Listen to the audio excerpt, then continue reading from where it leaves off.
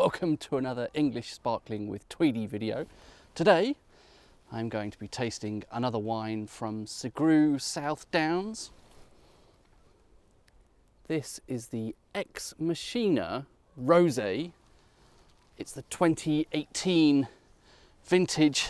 This is something that has been produced for at least 2, possibly 3 vintages. It's the first time I've tried it. Earlier bottlings were sold in clear glass, and I'm always very nervous about this wine fault that some of you may or may not be aware of called light strike, whereby sunlight can have a damaging effect on, particularly it seems to affect things like rosé wines because they're often sold in clear glass bottles. Sugrue have upgraded to this more light strike safe glass, so I'm pretty happy about that. So the name Ex Machina, short for Deus Ex Machina, as in the god coming from the machine, is supposed to indicate that this was an unexpected plot twist, something from nothing. Dermot was possibly planning to make a rosé, but the grapes that he had allocated for that, those particular vines had a really poor yield that year. And then at the last minute he found he got a large quantity of grapes from Jenkin Place vineyard. So he went from thinking it was going to be a failed project to suddenly being a very successful project. I didn't try that 2016 vintage. This actually comes from a different vineyard. I think this is all sourced from Cold Harbour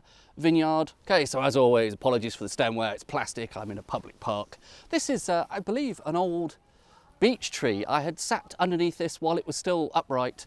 It was sadly blown down by the storms some time ago. I don't know if you can see in shot here, but it's the leaves are coming out again, so it's obviously not completely dead somehow. Nice bold colour to that. This certainly isn't a pale, shy and unassuming rosé. That's almost going slightly bronze there, quite a deep colour to it. On the nose, getting quite a fruit bowl there. It's a good start. I think the official tasting notes also mention a little bit of orange or orange peel. Definitely something in that kind of ballpark there. And then stone fruits. I think there is, as you'd expect for a rosé traditional method sparkling wine, very big percentages of Pinot Noir. It has the cepage on the back. Perhaps I'll put that on screen. A lot of Pinot Meunier. I think there is actually also a bit of Chardonnay in here. So I'm getting some stone fruit there as well, sort of peachy-like aromas. Orange peel, peach, and then I think some red berry fruit in that mix as well. Maybe strawberry, something in that sort of ballpark. So already a really nice fruit bowl there. Oranges, peaches, strawberries, or other red berry fruit.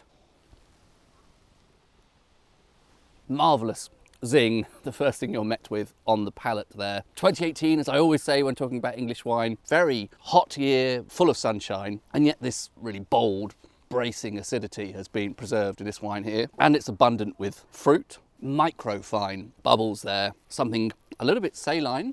Could just be my palate being a bit confused by that zing of the acidity there. Yes, I think there's a bit of minerality, really long finish to that. Both the acidity and that kind of mineral quality seem to persist in that long finish, and I'm still tasting the fruit bowl a bit as well. I think the balance on that is absolutely delightful as well. My fear, which is irrational with rosés, is that they're always going to veer a little bit sweet, and there's no real reason why that should. Perhaps I'm thinking of bad rosé still wine from the 1980s. There's no reason why that needs to be the case with a traditional method English sparkling wine. Yeah, I would say overall I'm getting a really quite a dry, as in absence of sweetness, palate there. It's still really fruity, it's really fresh and really lively, really zingy. I mean, there must be some sugar there, otherwise it's difficult to detect fruit without the presence of at least a bit of sugar. But yeah, it's definitely veering towards the dry. If you have any fear whatsoever that you're going to have something a little bit sickly in a rosé wine, and this is definitely not the case here. So much fruit, so much sunshine, but somehow not sweet. I really like that. One thing I'm not getting a lot of is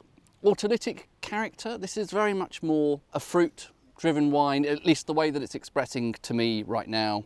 All about the fruit, but I have no complaints. I think it's a wonderful, like I say, a fruit bowl. Great mix of fruit character there. Does it need brioche on top of that? You know, working your way through a bowl of luscious fruit. Do you pause and think, I wish I had a croissant now?